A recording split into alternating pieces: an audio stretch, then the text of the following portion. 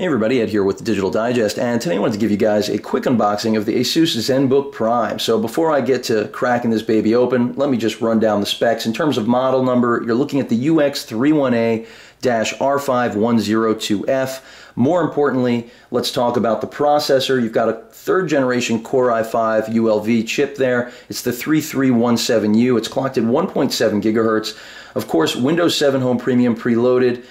4 gigs of RAM. Unfortunately, they are soldered onto the board. You can't upgrade that, so you're going to be stuck with the 4 gigs. That may put some of you off. The good news is 13.3-inch Full HD IPS display, pretty much best in class. 128 gig solid state hard drive. In this case, it's in a SanDisk drive. It does vary model to model, so it will be identified on the box. I'll show you guys that on the packaging in a moment. As far as Wi-Fi functionality, you do have ABGNN support, but more importantly, dual band support. You have pretty much the best Intel chipset that money can buy right now, especially for an Ultrabook.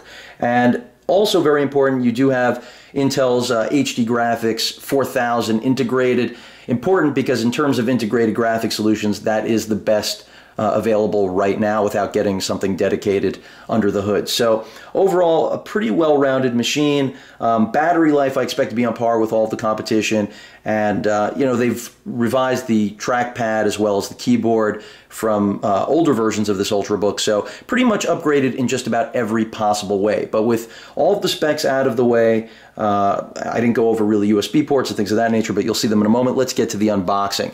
So as I mentioned before, it does have a SanDisk SSD, and that's why you can see it's branded right there. Packaging pretty straightforward, nothing crazy here. The box is relatively simple, very similar to what you'll find with the traditional transformer packaging. At least I see a pattern here. It seems like it's made in the same plant, or at least packaged. You know, just a simple wrapping, shrink wrap over what is just a basic box. As I get this thing open here, bear with me. And the packaging, as far as for an Ultrabook, is somewhat large. It did come in a larger brown box, which I'm not including in this review, clearly. No reason to show you guys shipping containers. And there you have it. This is the Asus Zenbook Prime. I'm gonna go ahead and just pull this out of here. And I can tell you guys right now, as I, of course, slam it into the tripod, as I do on occasion, it is pretty hefty. I mean, but really solidly built for a 13.3-inch Ultrabook. Like the feel. I'm going to go ahead and unwrap this. Take the plastic off. Since like most products, it's got a protective layer. And there you have it without the plastic. Very similar finish, the metal spun finish, to what you'll find on the original Transformer Prime, which many people obviously blamed the Wi-Fi connectivity as well as GPS issues on. So it'll be interesting to see what type of hit this may or may not take on Wi-Fi, since it is pretty much an all-metallic build here. But build quality seems very nice. Very thin, as you can tell. That's obviously one of the selling points of this Ultrabook. As you can see on the left side of the machine, we've got our card reader, as well as a USB 3.0 port, and in between those two is, of course, your headphone jack. On the back, we've got what appears to be some ventilation, both on the back of the base as well as the bottom, which is certainly a good thing because I'm hoping there are no issues with that. Obviously, keeping an Ultrabook cool is important, even though we don't have a traditional spinning drive in there. The power jack right there at the back right side, flanked by, or I should just say, next to another USB 3.0 port. We then have what appears to be a DisplayPort output, as well as a micro HDMI. And then what appears to be also an LED for activity. I'm assuming hard drive activity. So that pretty much rounds out what you're going to find physically on this machine. The bottom also all metallic. Really just well made, a nice looking Ultrabook, I have to say. You know, whether or not the color scheme is going to be exactly right for you is another question, but very nicely made. So let's go ahead and open it up, because of course you guys have seen the body. And there we have it. So the keyboard, a little bit more refined from the previous generation. Some things have been changed around, slightly larger more spacious, as well as the trackpad. Not tremendous differences, but if you were on a previous Ultrabook from Asus, then you'll certainly notice the difference. And as you can see, what I believe right there is obviously the speaker right underneath the Asus branding and the display. And the display is a matte finish, which I think a lot of you will appreciate, because there's nothing worse than a high gloss display, especially when you're getting something like this that's got what should be a relatively brilliant 1080p IPS display.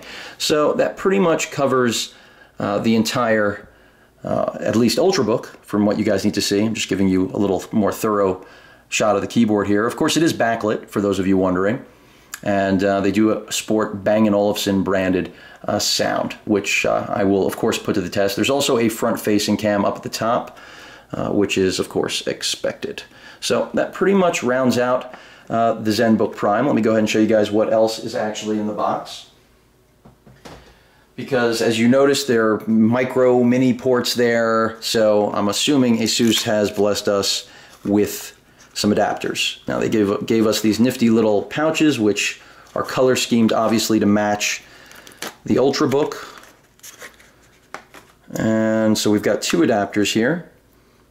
Okay, so, excuse me, not DisplayPort, of course, that should have been obvious. This is an Ethernet port, so that's what this is. You've got your Ethernet adapter, or no, excuse me, not DisplayPort. This is just an Ethernet adapter for USB hookup, since there is no onboard Ethernet port. As with many Ultrabooks, I think Toshiba is one of the only manufacturers to include that.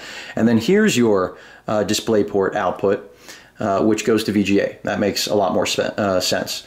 Or at least that's what it appears to me to be. It could just be also another, that could be actually a micro HDMI to VGA. Actually, I think that's what it is. So that's what you have there, because then obviously also the micro HDMI can just be used. But that is your VGA port adapter for those of you who don't have HDMI out, or excuse me, can't take advantage of HDMI out.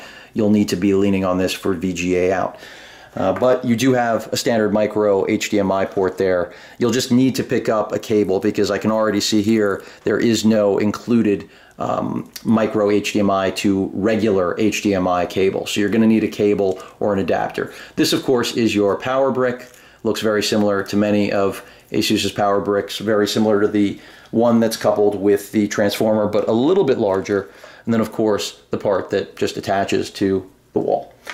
Let's take a look at what's underneath, because I see some more things, some more goodies here. And this appears to be the carrying case that they've included. So nice of Asus to include this. Whether or not it's going to appeal to everyone, I'm not sure. But again, the color scheme clearly is to match the Ultrabook. Let me go ahead and see if I can put this in there for you guys so you can see what it looks like in the actual sleeve.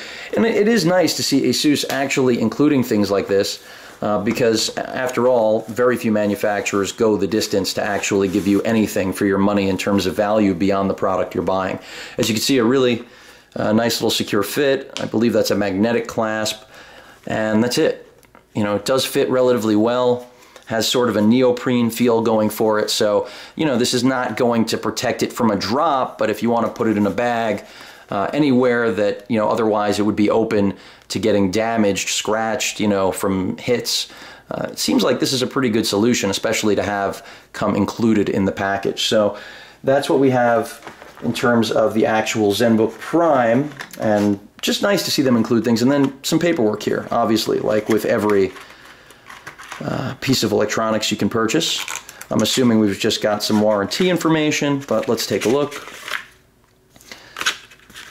Yeah, pretty much, you know, our warranty and some notes. Not a whole lot here. There's not going to be a recovery disk. Not that you guys would expect one. Obviously, most notebooks, Ultrabooks, any laptops you purchase these days, you've got a partition on there with your recovery. So that pretty much covers everything you guys need to know, at least as far as the unboxing goes. Of course, I will update you guys as I get to spend more time with the Zenbook Prime, and even though, you know, things like Surface and Windows 8 are all on their way out this month, I still think that this has a very relevant place in the market right now, since it still represents one of the best Ultrabooks, I was going to say Ultra Portables, but it is that too, on the market, and it has quite a good host of specs under the hood, considering its price and its footprint. If you guys have any questions or comments, please feel free to post them. And of course, as usual, please feel free to subscribe. Later.